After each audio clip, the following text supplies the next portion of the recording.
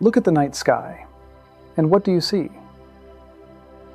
Most people see only a cold, lifeless rock, shining with reflected light. But those who are used to looking deeper see something else. They see the next Wall Street. They see a new Klondike. We have stayed in our cradle for too long. The Earth has become cramped. Our resources are depleted, and our ambitions hit the ceiling of the atmosphere. But right above our heads hangs an object worth quadrillions of dollars. The moon is not just a satellite. It is the foundation of a new civilization. It is the first step for humanity to stop being a planetary species and become a cosmic one. Many say, why do we need the moon when there are so many problems on Earth? These are the words of losers. Problems are solved where there are resources, and the greatest resources are now out of reach of gravity. Welcome to the era of the lunar economy, an era where billionaire status will be considered middle class. We have become accustomed to looking at the moon as a decoration, a nightlight, a symbol of romance, distant and lifeless. But behind this silence lies the fiercest confrontation in the history of our race. If you think the space race ended in 1969, you are deeply mistaken. It only just began then. Right now, while you are watching this video, in the Earth's orbit and in the secret laboratories of leading powers, preparations are underway for the division of territories that formerly belong to no one.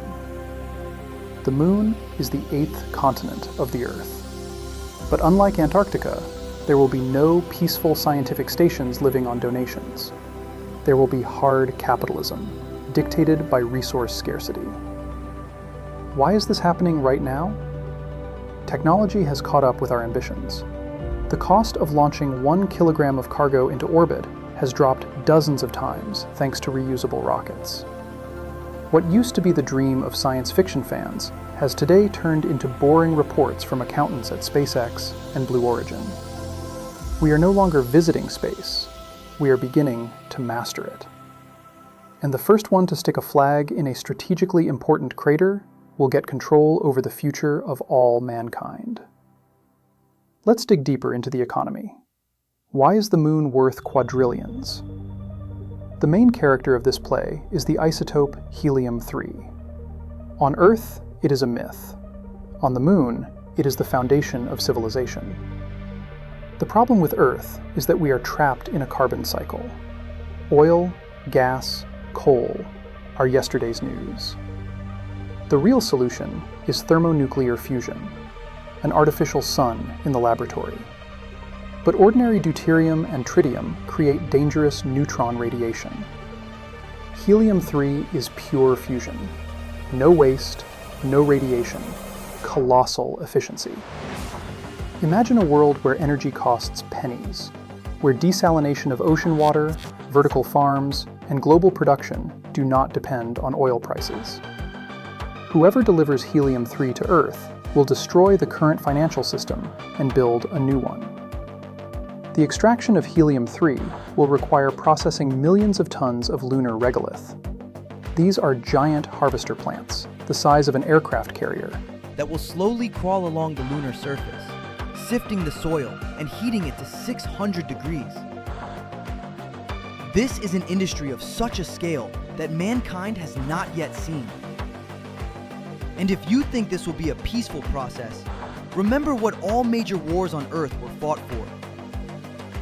Resources. The moon will become a battlefield for the right to own the socket into which the whole world is plugged. But do not build illusions. The moon is not hospitable. It is the most hostile place you can imagine. There is no air to screen, no magnetic field to protect against radiation. Lunar dust, regolith, is not sand. It is microscopic shards of glass that destroy mechanisms and bite into the lungs. Life here will consist of cycles of 14 days. 14 days of unbearable, scorching heat under the direct rays of the sun, up to plus 120 degrees Celsius. And then, 14 days of absolute dead darkness and cold down to minus 170. The first colonists will not live in glass domes. They will bury themselves in the ground, living in lava tubes, giant caves under the surface, protected by meters of lunar soil. It will be a life in the shadows, a life of extreme economy of every liter of water and every gram of oxygen. But it is in such conditions that a new breed of people is born. People whose discipline borders on madness. People for whom a mistake is death and success is just another breath. Why is this necessary for you? Why are you listening to this now? Because in each of us lives the instinct of an explorer that we try to drown out with everyday noise. Comfort is a silent killer. It makes us weak, predictable, and boring. Those who buy shares in space companies today, those who teach neural networks to control landing modules, they look beyond the horizon. Motivation on the moon is not a bonus at the end of the month. It is the realization that you are the first. The first who saw the Earth the size of a coin. The first who paved a route where there had been silence for millions of years. If you feel stuck in a routine, look at this project. Colonization of the moon requires everything. New materials, new software, new water purification systems, new communication systems. This is your chance. You don't have to be an astronaut to earn money on space. You need to be the one who creates the tools for this great march. Be the one who sells shovels during a gold rush. Only this time, the shovels are made of graphene and controlled by artificial intelligence.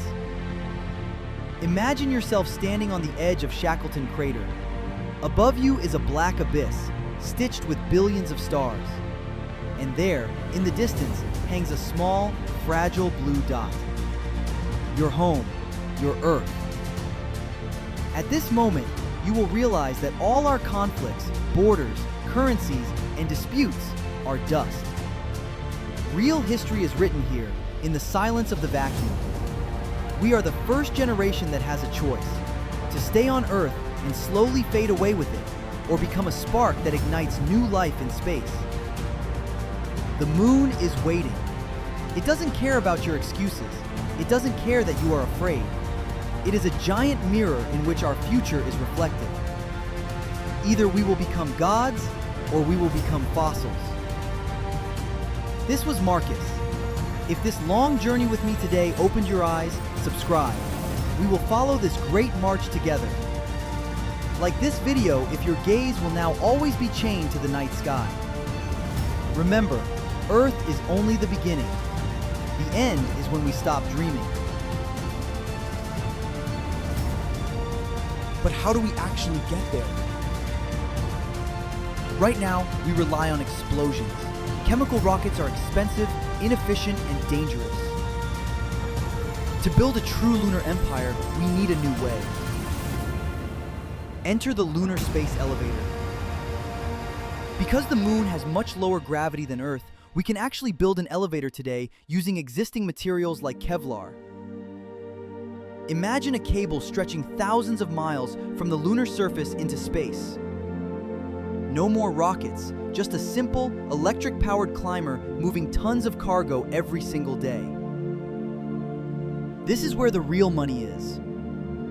The companies that build the infrastructure, the bridges, the ports, the elevators, will be the Standard Oil of the solar system.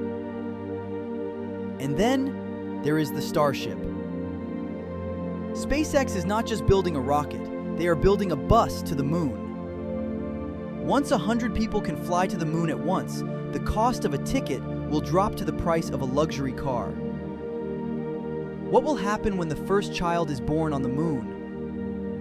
Their bones will be different, their perspective will be different. They won't be Earthlings living in a colony, they will be Lunarians, a new branch of the human family tree. Are you ready for a world where international relations becomes interplanetary relations? Where the flags of nations are replaced by the logos of corporations? This is not a movie, it is your future. And the countdown has already begun. We must ask ourselves, what happens to our culture when we leave the Earth? Think about the internet. A signal from the moon takes about 1.3 seconds to reach Earth. That means no more real-time gaming, no more instant video calls. The moon will have to build its own internet, its own servers, its own digital culture. And what about money? Physical cash is useless in a vacuum. The lunar economy will be the first truly digital-only society. Every transaction, from buying a liter of oxygen to trading shares in a mining bot, будет записано в блокчейне, который не зависит от земных банков.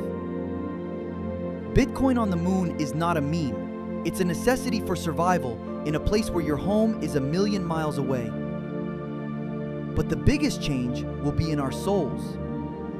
For thousands of years, every religion and every philosophy was born under a blue sky. What happens to a human being when they look up and see nothing? Just the infinite, crushing blackness of the void. Will we stay united as a species? Or will the Lunas eventually declare independence from Earth?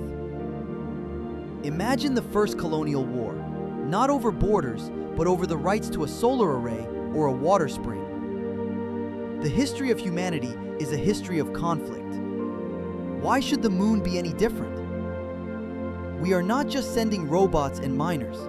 We are sending our flaws, our greed, our hunger for power. But we are also sending our hope. The moon is a blank page, and for the first time in 10,000 years, we have the chance to write a new story. A story where we don't repeat the mistakes of the past. The moon is not just a destination, it is a mirror. It reflects our greatest fears and our most daring dreams. We are the generation that will decide if humanity stays a one-planet species or if we take our place among the stars. But this journey is just beginning.